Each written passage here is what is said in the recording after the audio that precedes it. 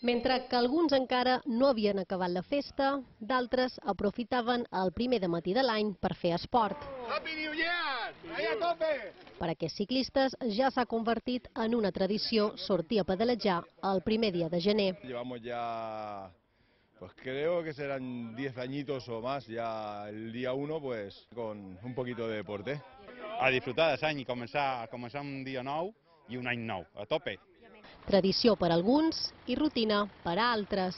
Sí, sempre. Bueno, sempre. Nadal, totes les festes, sempre. No atur tot l'any. Lo que todos los días vengo haciendo acostumbrado cuando me levanto. Una caminata hasta el toro y vuelta para casa. Fer esport, passejar en família o fins i tot fer un cap fico. Aquests han estat els plans per a molts per iniciar l'any. I és que el 2019 ha començat amb bon temps i temperatures que han arribat als 19 graus. Es maravilloso. En nuestro país no tenemos cielos azules así.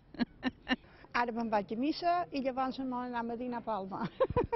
Aquesta era l'estampa avui de matí al Port d'Andratx. Terrasses plenes, vaixells sortint a navegar i famílies al complet gaudint del sol.